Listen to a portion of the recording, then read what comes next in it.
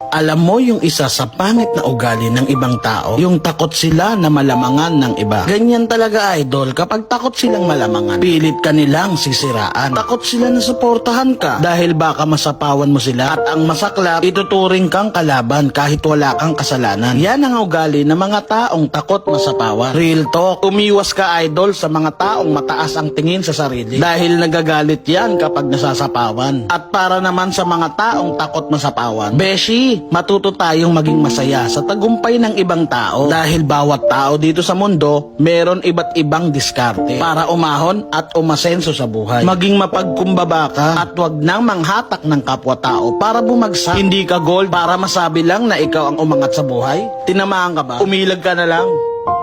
And so many years gone, love that was so wrong, I can't forget the way it used to be, and how Ikaw ang kumpas pag naliligaw.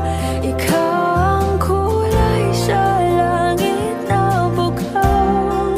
Sa bawat bagyo na dumadayo, ikaw ang kanlungan na kailangan ko.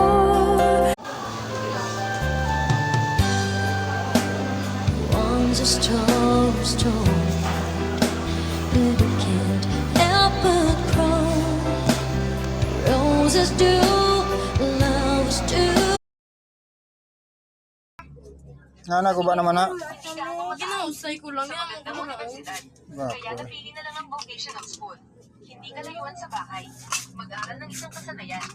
Okay na rin. At least Ayan. Guys na, mga relate kami sa buong hapon. Kaya anong nabakal nyo? Baka ako sa ito. Pushing benta. Namin sa mga bagila.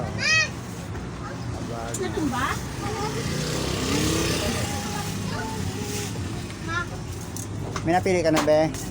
Sila na yun. 100. Wali ko kagya.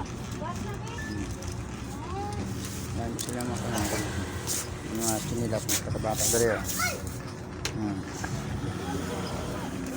Hindi na, be. Butang na, be. Wala ta, kwan. Balang kung may unod na.